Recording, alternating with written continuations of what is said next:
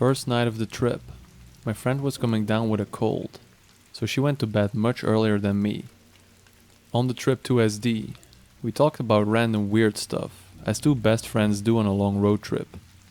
One of the things being, we're both very adamant about closing the toilet lid before we flush. We're both huge germaphobes. So, closing the toilet lid before we flush is a habit we've both had for a long time. Weird fact, but it's relevant to the story. She's asleep by the time I finish my dinner and shower. Like any God-fearing American, I use the bathroom before I get into the shower. After I get out, I go check on her because I'm a little worried about how she's feeling. She's absolutely crashed in her room. I can see her breathing and hear her snoring. After I check on her, I decided to try and sleep. The Airbnb is a pretty small trailer sitting next door to the host's trailer. The host is rated as a super host. No reviews out of the ordinary. My friend's room is on one side of the trailer. Then, the common area with the entrance that opens directly into the living room, dining area and the kitchen. The door to my room is right next to the kitchen drawer and sink. My friend sleeps with an open door. I sleep with mine shut. I fall asleep quickly, but after a few hours, I wake up because I can hear what sounds like drawers rolling on their tracks right outside my door. Now, my friend has been known to sleepwalk, so I think that's what it is. I'm wondering what to do when I realize I really need to use the bathroom. I'm not mentally prepared to go out and see my friend sleepwalking, honestly, because it's always freaked me out a little bit, even though I know she can't help it. I open the door, and there's no one there. No drawers are open, nothing looks out of place. And it wasn't a matter of minutes passing since I heard it, it has been seconds. Even if my friend had sprinted back to her room on the other side of the trailer, I would have definitely heard her. I'm trying to rationalize everything as I make my way to the bathroom. Like, maybe some animal was doing some weird stuff under the trailer, and it just happened to sound like drawers. However, when I get to the toilet, something is immediately off, and it takes me a second to realize what. The toilet lid is not only up, but there is pee in the bowl. No TP though. Me and my friend are both females. I'm like, what the F? So I text her and say, I'm just trying to chalk all this up to you sleepwalking. And I tell her all what happened. After I finish my business, I go to check on her again. And it really seems like she hasn't moved an inch. Not rolled over, not even pulled the covers up. I'm like, what the freak, but I'm determined to enjoy my trip. So I drop back to my room and lay down and try to go back to sleep. Any sleep I got was super light and I woke up a lot, but I don't hear anything else. My friend woke up at 4:30 to officially use the bathroom, saw my text and just kinda said, maybe. And we left it at that for the day. Neither one of us wanted to talk about it more at the time. So, when we wake up, we head out early after breakfast for a full day of hiking in the Badlands, and it was honestly amazing. Beautiful scenery, great hikes, we saw a ton of wildlife. The events of the night were put out of my head. Even when we got back to the Airbnb, I was like, I was probably just spooking myself because I'm in a new place far from home. We eat dinner, take our showers, lay down. I fall asleep quickly because all the exertion has worn me out. But this night, around 2 or 3 I think, I woke up because there is a steady scratching on the wall outside my room. It had been going on for so long that it had woven itself into my dream, and I was having a nightmare about some monster coming after me. The details about the nightmare aren't really clear anymore, but I remember the absolute terror I felt when I woke up to that noise. I know some people would say, it's just scratching, it's not a big deal. But it sparked some kind of primal fear in me. I texted my friend and asked her if she could hear it too. As soon as I texted her, The noise just stopped. No taper off, just abruptly stopped. She texted back a few hours later, and she said she hadn't heard anything, but if I was scared, I could come sleep with her. She also offered up the idea of it possibly being a wild animal being attracted to the smell of the food we had been cooking. I just held on to that idea and let it be. The beds weren't very big, so I opted to stay in my own. Now that I had semi-logical explanation, the thing is, the trailer was lifted, and the place on the wall that was being scraped was high up. Again, I push any further thoughts out of my mind and try to go back to sleep. We have one more day of hiking in the Black Hills, then one more night, and then we're heading back home. The Black Hills are beautiful, one of my favorite parts of the trip. But this whole time I'm terrified of getting separated from my friend for some reason, even though it's broad daylight and we're on very popular trails. So that was weird. We do our hikes there, then we head back to our Airbnb for our final night. At this point, I'd like to add that as two young females, we try to be as safety cautious as possible. Location sharing with multiple friends and family members. She has a gun and she's licensed to carry.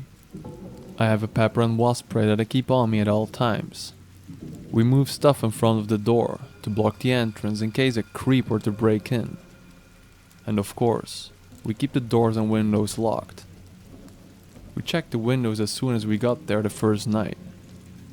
We checked under the beds every night. Again, it's a small trailer and not a lot of hiding spots for creepers that wouldn't think to look. We had agreed to leave about 7 in the morning to head home. However, about 5 a.m., some things happen simultaneously. The scratching noise wakes me up. It had been going on for so long that it had worked its way into my dreams again. I was dreaming a big cat was stalking us while we were trapped in the wilderness. When I woke up and grabbed my phone to text my friend, it immediately stopped again. I see my friend has already texted me. She asked, "Do you hear it?" I think she's finally hearing the scratching, so I text back and say yes. I walk into the living room where she is and I see that she's so freaked out that she has her gun with her. She's been through courses. She knows not to draw her weapon unless you know there's a clear and present danger and you're prepared to shoot. She was scared. She doesn't scare easily.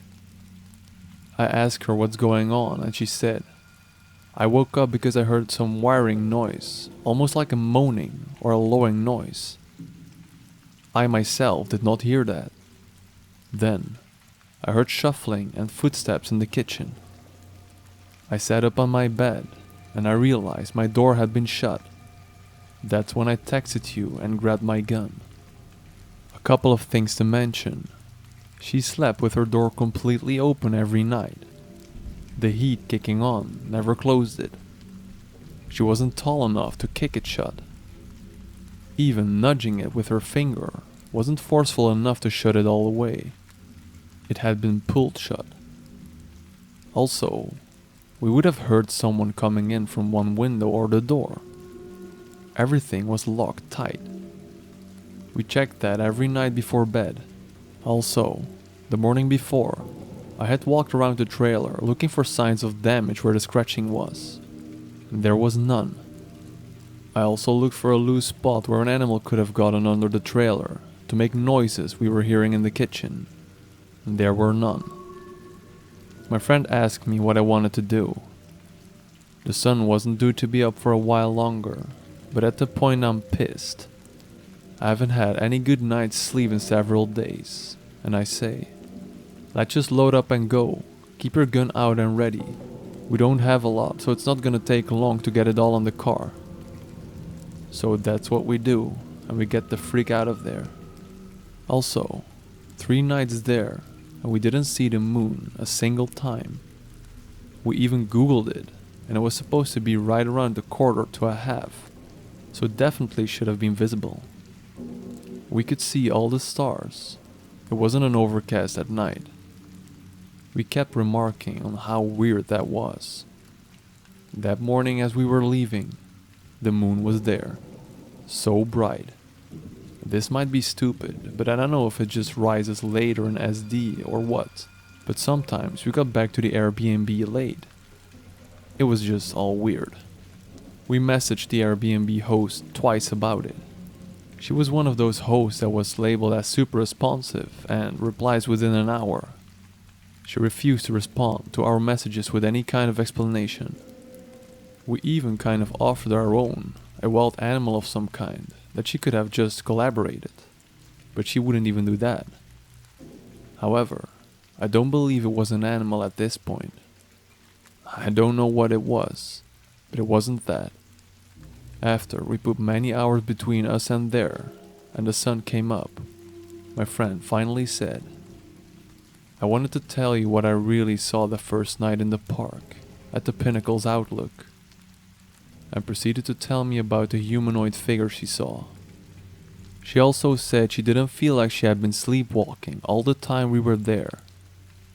I've checked the Airbnb host page several times since then. All great reviews. No mention of anything similar to what happened to us. We left a 3-star review. We tried to put what happened to us in the normal terms as possible. Again, chalking it up to an animal or something. The host left us a great review, while still never responding to our questions. I went on a similar hiking trip with my husband about a month after. I heard scratching on that trip as well, but I was immediately able to say that's a squirrel or something similar. And it did not bring about that sense of absolute primal fear and the feeling of being hunted, even while you were laying in bed, where you're supposed to be safe.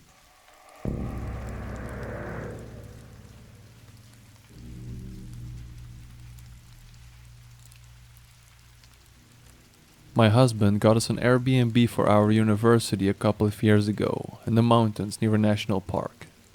It was one of these where we just rented the room in a larger occupied house. On night 1, we arrived before the host does and had a hard time finding the property. We actually drove past it several times and dismissed it due to the large gate blocking the driveway and multiple keep out signs. Once we drive down the driveway, we realize we are there before her and use the hidden key to go inside.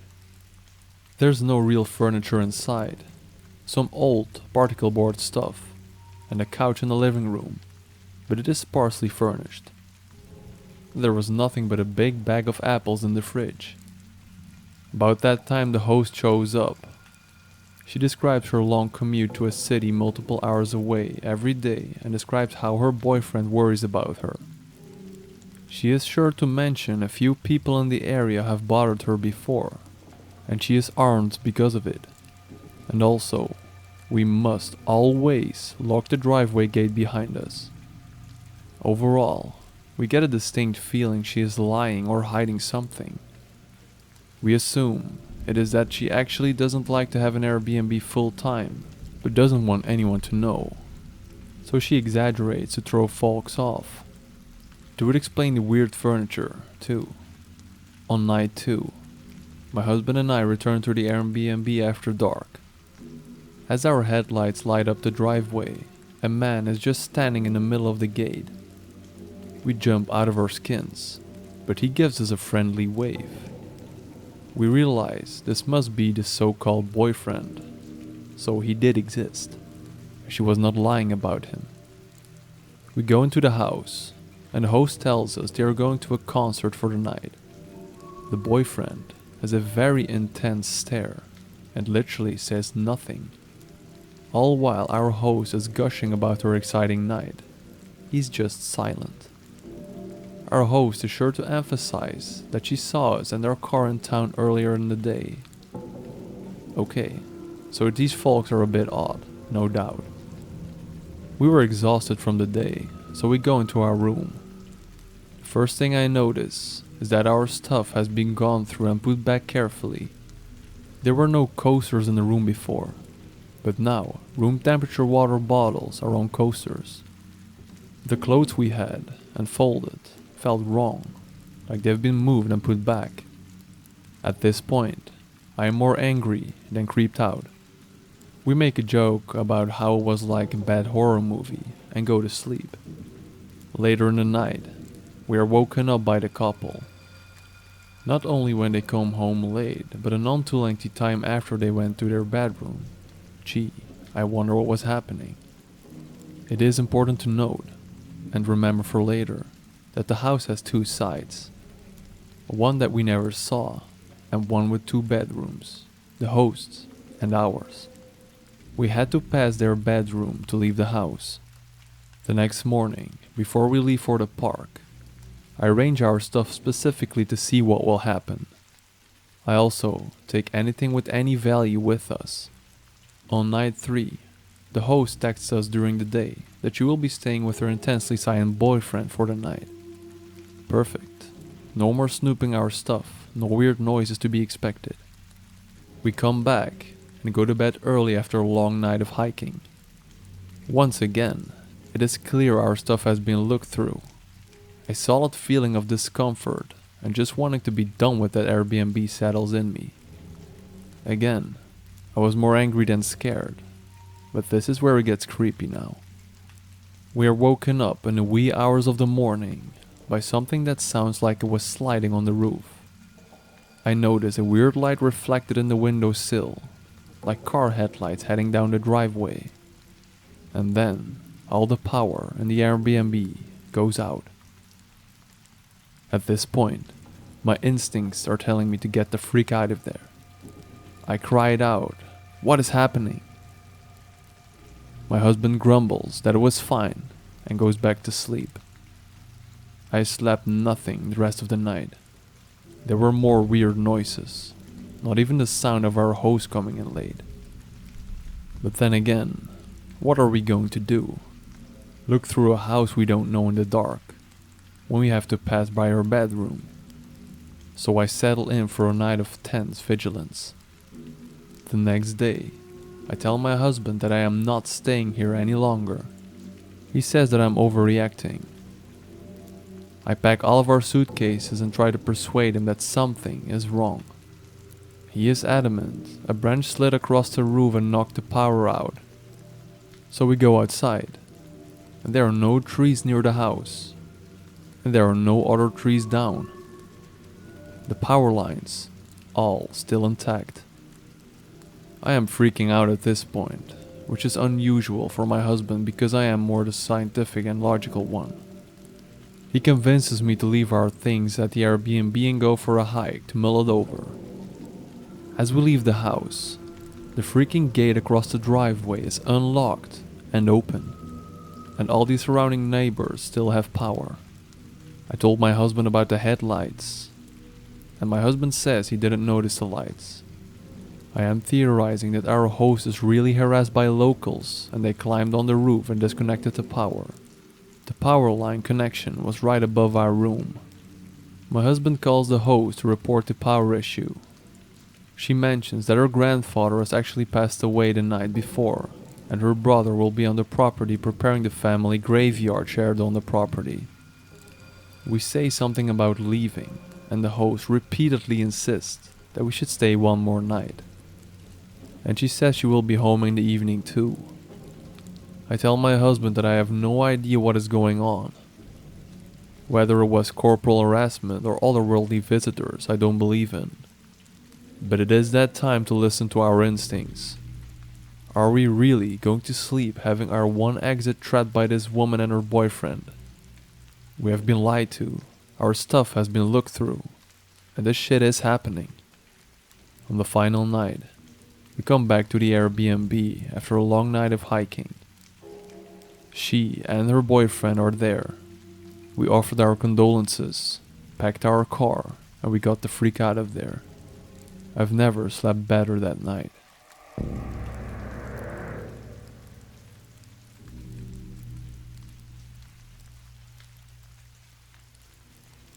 Airbnb in Paris. The place was a 4-story apartment that I rented just for a weekend with a few friends. The larger apartment building was maze-like, with no windows in the common spaces. and had those elevators that look like they are lined with concrete, which was a bit off-putting to start. Despite being 4 stories, the apartment was extremely small and narrow throughout. I stayed on the top floor, which was a converted attic, with 2 beds and some basic accommodations. It never felt right being up there. It was dark, had no windows. I was just a bit claustrophobic. But I didn't think I'd mind because we weren't going to be spending a lot of time there. First night, I ended up sleeping at a French girl's place, which was its own half-regret of a story. But the second and final night, I went back to the apartment late, with only one other friend from my small group, and he took the only bed on the only small room of the bottom floor. That bottom floor room had a thick door with a hotel lock, and was the only way in and out of our apartment that we knew of. I just couldn't get comfortable and couldn't fall asleep in that attic. It just didn't feel right. Making things worse, we didn't want to use the hotel lock on the front door, because we had some friends that may or may not come home in the middle of the night. We did lock the light deadbolt though. I was tossing and turning all night, spending lots of time staring at the ceiling. I stayed completely still and silent around 4 a.m. when I heard footsteps walking up the final staircase, and the only exit, which led directly to the door of the attic room. The door whispered open, making a disturbingly quiet crescendoing high-pitched squeal. I don't think I would have heard it if I hadn't been already awake. It was dark, really dark, and I could barely make out the door slowly peeling open, as if someone was trying to sneak in. I stayed laying on my side and kept my eyes locked on the doorway as it continued to open, until I called out thinking it was my friend perhaps, trying to mess with me. No response, but the door stopped inching open for a second. I called out again and again, got no response. But now, the door swung wide open, slamming against the wall, and I saw a shadow outline of a person, distorted by darkness and barely illuminated, only from the doorway behind, which had a window looking out onto the streets of Paris, on the wall across from the top steps. The figure started approaching me slowly. It was so dark in there that I couldn't make out exactly what or who was coming silently towards me. But I didn't wait to find out. I went full fight or flight mode and sprang up and out of my bed, grabbing a nearby heavy lamp to use as a blunt weapon. My eyes must have been better adjusted to the dark than my evening guest, and I was able to keep my distance. I occasionally swung the lamp while moving in a skewed clockwise circle around the figure in the narrow claustrophobic attic as it approached me. After what felt like a few minutes, but was probably a few seconds, I found myself with a clear path to the doorway and a subsequent stairway, so I threw the lamp at the intruder, breaking it with a shatter, and I flew down all 3 flights of stairs with so much energy I was lucky not to fall and hurt myself. I shook awake one of my friends who had made it back that night and said that crazy shit was going down upstairs. I looked back and the door to the apartment was wide open. I told him that I was freaking leaving right now and calling the cops, and that he should just join me. He did join me without second thought. Both of us were in pajamas, and neither of us even grabbed our phones. We were trying to get out of there so quick. As we were fleeing the building, we ran into 2 of our other friends who got into the Airbnb with us as they were exiting the strange concrete elevators, being so drunk that their words mostly slurred into an incoherent ramble. They basically said we were just freaking out and that we should go back into the apartment with them. They also didn't want to call the cops because they were insisting of finishing all of the drugs they bought because nobody wanted to take it to the plane with them. My sober friend and I said we weren't going back into the building and left. A few minutes later, my drunk friends texted us that the place was all clear, but we were assholes for leaving the door wide open and trashing the place. We did leave the door open, but we did not trash the place. I totally did break the lamp though. I spent the rest of the night at a 24/7 McDonald's alone, when my friend who was downstairs decided that he wanted to go back to catch up with the rest before the flight. I didn't go back to that Airbnb the next morning until after sunrise. I got my stuff as quickly as I could, and I got the freak out of there. To this day, nobody believes me, but I am 100% confident that somebody broke into our Airbnb that night.